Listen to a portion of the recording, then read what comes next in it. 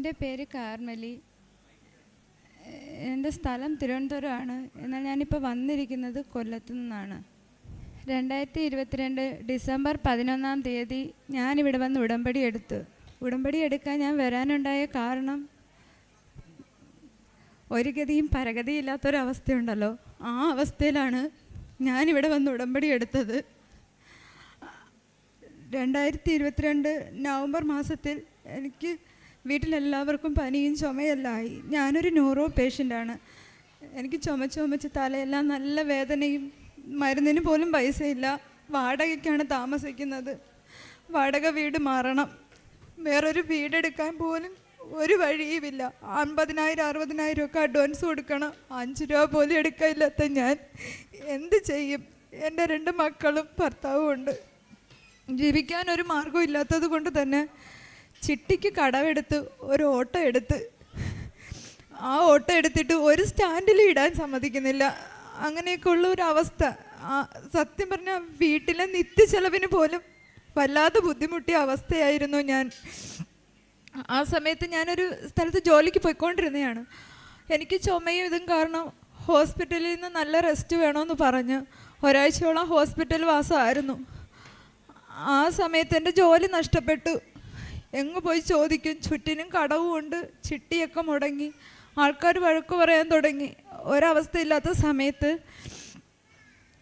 ഞാൻ അടുത്തുള്ളൊരു സ്ഥലത്ത് ചെന്നിട്ട് ഞാൻ പറഞ്ഞു, അങ്കിളെ എനിക്ക് കൃപാസനത്തിൽ പോകണം, ഉടമ്പടി എടുക്കണം, എനിക്കൊരു 500 രൂപ തരുമോ? അതിനെന്താ, വന്നോളൂ ഞാൻ തരാമെന്ന് പറഞ്ഞു. ഞാൻ അതും വാങ്ങിച്ച് 2022 ഡിസംബർ 11 ഇവിടെ വന്ന് ഉടമ്പടി എടുത്ത്. ഉടമ്പടിയിൽ ഞാൻ മാതാവിനോട് ഒന്ന് മാത്രമേ വെച്ചോളൂ. എൻ്റെ രോഗത്തെക്കുറിച്ചോ മറ്റുള്ള ഒന്നിനെക്കുറിച്ചോ ഞാൻ വെച്ചിട്ടില്ല. ഞാൻ വെച്ചത് ഇതാണ്: മാതാവേ, എനിക്ക് വാടകയില്ലാതെ കിടക്കണം, എനിക്ക് കിടക്കാനൊരു സ്ഥലം വേണം. ഞാൻ എൻ്റെ 2 മക്കളുമായിട്ട് എവിടെ പോകണമെന്ന് പോലും എനിക്കറിയത്തില്ല. എൻ്റെ ഈ അവസ്ഥയിൽ, എൻ്റെ ഈ ആകുലതയിൽ അമ്മ എന്നെ കൈപിടിക്കണം. ഇത്രയാണ് ഞാൻ ഉടമ്പടിയിൽ വെച്ചിട്ടുള്ളത്. എന്നാൽ മാതാവ് എനിക്ക് 2022 ഡിസംബർ 13 3 അനുഗ്രഹങ്ങൾ എനിക്ക് തന്നത്. അതിൽ എനിക്ക് വീട് കിട്ടിയതിനെ കുറിച്ച് ഞാൻ പറയുന്നതിന് മുന്നേ തന്നെ ഞാൻ മാതാവിനോട് പറയാത്ത 2 കാര്യങ്ങളുണ്ട്. ഹെബ്രായരുടെ ലേഖനത്തിൽ ഇങ്ങനെ പറയുന്നുണ്ട്: ദൈവത്തിൻ്റെ വചനം സജീവവും ഊർജ്ജസ്വലവുമാണ്, ഇരുതല വാളിനേക്കാൾ മൂർച്ചയേറിയതാണ്, ചേതനയിലും ആത്മാവിലും സന്ധിബന്ധങ്ങളിലും മജ്ജയിലും തുളച്ചു കയറി ഹൃദയത്തിൻ്റെ വിചാരങ്ങളെയും നിയോഗങ്ങളെയും വിവേചിക്കുന്നതുമാണെന്ന്. അതേപോലെ എൻ്റെ ഹൃദയത്തിൽ, എൻ്റെ മനസ്സുകൊണ്ട് മാതാവിനോട് ഞാൻ ആവശ്യപ്പെട്ട 2 കാര്യങ്ങളാണ്.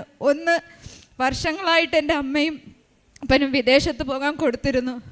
അത് നടക്കുന്നില്ല. 13 അമ്മയ്ക്ക് ഫോൺ വരുന്നു: നിങ്ങളുടെ ഇത് സാങ്ഷനായി, നിങ്ങൾക്ക് 14 കയറിപ്പോകണം. അവിടെയും വീണ്ടും ഒരു പരീക്ഷണം വന്നു. 6 ലക്ഷം രൂപ അടയ്ക്കണം.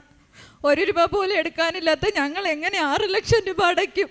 അങ്ങനെ ബുദ്ധിമുട്ടി അങ്ങേയറ്റ അമ്മയപ്പന് ചെന്ന് ചോദിച്ച സ്ഥലത്ത് നിന്നെല്ലാം പൈസ കിട്ടി.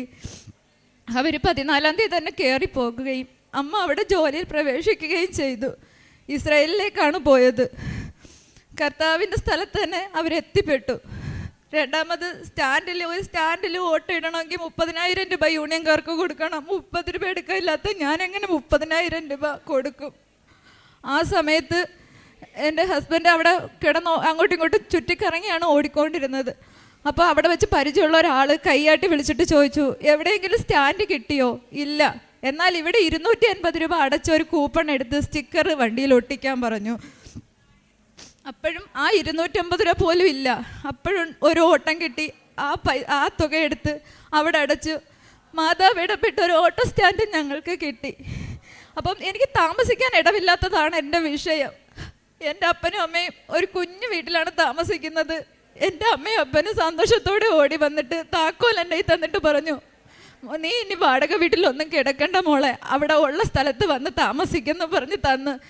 എനിക്ക് അസാധ്യമായ കാര്യമാണ് എനിക്കിവിടെ വന്നതിന് ശേഷം സാധിച്ചത്. ജനതകളുടെ ഇടയിലേക്ക് നോക്കി വിസ്മയഭരിതരാകുവിൻ, പറഞ്ഞാൽ വിശ്വസിക്കാനാകാത്തൊരു പ്രവൃത്തി നിങ്ങളുടെ നാളുകളിൽ ഞാൻ ചെയ്യാൻ പോകുന്നു എന്ന തിരുവചനം ഞാൻ കൂടെ കൂടെ ചൊല്ലുമായിരുന്നു. അത്രയ്ക്ക് എനിക്ക് ചെയ്യാൻ പറ്റാത്തൊരു കാര്യം, അല്ലെങ്കിൽ എന്നെ കൊണ്ട് സാധിക്കാത്തൊരു കാര്യം, ആരും സഹായിക്കാനില്ലാത്ത അവസ്ഥയിൽ എനിക്ക് സാധിച്ചു തന്ന മാതാവിന് ഞാൻ ആയിരം നന്ദി പറയുന്നു. അതുപോലെ തന്നെ ഞാൻ വേറെ ഒരു തിരുവചനവും കൂടി പറയാൻ ഞാൻ ആഗ്രഹിക്കുന്നു. ഹെബ്രായർ 15-16 വാക്യങ്ങൾ. അതിൽ ഇങ്ങനെ പറയുന്നുണ്ട്, നിങ്ങളുടെ സഹനങ്ങളിൽ സഹതപിക്കാൻ കഴിയാത്ത ഒരു പ്രധാന പുരോഹിതനല്ല നമുക്കുള്ളത്. പിന്നെയോ എല്ലാ കാര്യങ്ങളിലും പാപം ചെയ്തിട്ടില്ലെങ്കിലും എല്ലാ കാര്യങ്ങളിലും പരീക്ഷിക്കപ്പെട്ടവനാണ്. അതിനാൽ വേണ്ട സമയത്ത് കരുണയും കൃപയും ലഭിക്കുന്നതിനായി പ്രത്യാശയുടെ കൃപാവരത്തിൻ്റെ സിംഹാസനത്തിലേക്ക് പോകുവിനെന്നാണ് പറഞ്ഞിരിക്കുന്നത്. ഞാൻ ഇവിടെ വന്നിരിക്കുന്നു. കർത്താവിൻ്റെ ആദ്യത്തെ സിംഹാസനം പരിശുദ്ധ അമ്മയുടെ ഉദരമാണ്. ആ സിംഹാസനത്തിനെ തേടി ഞാനിവിടെ വന്നപ്പോൾ എനിക്ക് പറയാൻ പറ്റുന്നില്ല, എങ്ങനെ അത് പറയണമെന്ന് പോലും എനിക്കറിയത്തില്ല. എനിക്ക് താമസിക്കാൻ ഇടം കിട്ടി, എൻ്റെ അമ്മയ്ക്കും ഒപ്പനും പോകാൻ പറ്റി, ഭർത്താവിനൊരു സ്റ്റാൻഡ് കിട്ടി. ഇത്രയേറെ അനുഗ്രഹങ്ങൾ വാരിക്കോരി ചെറിയാൻ മാതാവ് എനിക്ക് വാരിക്കോരി ചെരാനുള്ള ഒരു യോഗ്യത എനിക്കില്ല. എങ്കിലും എനിക്ക് ഇത്രയും തന്നെ എൻ്റെ മാതാവിന് ഈശോന് ആയിരം നന്ദി ഞാൻ പറയുന്നു. യേശുവേ സ്തോത്രം, യേശുവേ നന്ദി. ഹൃദയം നുറുങ്ങിയവർക്ക് കർത്താവ് സമീപസ്ഥനാണ്, മനമുരുകിയവരെ അവിടുന്ന് രക്ഷിക്കുന്നു. സങ്കീർത്തനം 34:8. സങ്കീർത്തനം 34:8 പറയുന്നു, ഹൃദയം നുറുങ്ങിയവർക്ക് കർത്താവ് സമീപസ്ഥനാണ്, മനമുരുകിയവരെ അവിടുന്ന് രക്ഷിക്കുന്നു. കാർമലി എന്ന മകൾ തിരുവനന്തപുരത്ത് നിന്ന് വരുന്നു. ഇവിടെ നിയോഗം വെച്ച്, അതായത് ഒരു നിയോഗമാണ് ആ മകൾ ആകെ കൂടെ മനസ്സിലും ഹൃദയത്തിലും പേപ്പറിലും എല്ലാം എഴുതിക്കൊണ്ട് നടന്നത്. ആ നിയോഗം വാടക കൂടാതെ എനിക്കൊന്ന് താമസിക്കണം, അതിനുള്ള ഒരു സ്ഥലം എനിക്ക് അമ്മ ഒരുക്കി തരണം. അപ്പോൾ അങ്ങനെ ആ ഒരു നിയോഗവുമായി വന്ന മകൾക്ക് മറ്റ് 2 കൃപകൾ കൂടി നൽകിയാണ് അമ്മ ഇവിടുന്ന് പറഞ്ഞു വിടുക. ഒന്ന് ചോദിച്ചാൽ അതിൻ്റെ ഇരട്ടി നൽകുന്ന, അതിലും കൂടുതലും നൽകുന്ന ഒരമ്മയുടെ സന്നിധിയിലാണ് നാം നിൽക്കുക. It is not by merit but by grace. നമ്മുടെ യോഗ്യതയല്ല, ദൈവത്തിൻ്റെ കൃപയാണ് എല്ലാറ്റിലും നമുക്ക് കാണുവാൻ കഴിയുക. ഒത്തിരിയേറെ വേദനയോടെ ഇവിടെ ഈ മകൾ പങ്കുവച്ച അനുഭവം നാം കേട്ട് കഴിഞ്ഞതാണ്. അപ്പോൾ നമ്മെ തേടിയെത്തുന്ന, അതായത് ഒത്തിരിയേറെ പ്രതിബന്ധങ്ങൾ ഉണ്ടായിരുന്ന ഇസ്രായേൽ ജനത്തിന് അവരുടെ വാഗ്ദാന നാട്ടിലേക്ക് അവർക്ക് പോകുവാൻ, ആ പ്രതിബന്ധങ്ങളെയൊക്കെ തരണം ചെയ്യുവാൻ അവർക്ക് കഴിഞ്ഞു. ദൈവത്തിൻ്റെ സാന്നിധ്യം അവരോടൊപ്പം ഉണ്ടായിരുന്നത് കൊണ്ട് ഇവിടെ കൃപാസന അമ്മയുടെ സന്നിധിയിൽ വന്ന് നാം പ്രാർത്ഥിക്കുമ്പോൾ നമ്മുടെ തടസ്സങ്ങൾ ഓരോന്നോരോന്നായി നീങ്ങിപ്പോവുകയാണ് അമ്മ നമുക്ക് വേണ്ടി മാധ്യസ്ഥം വഹിക്കുന്നതിലൂടെ.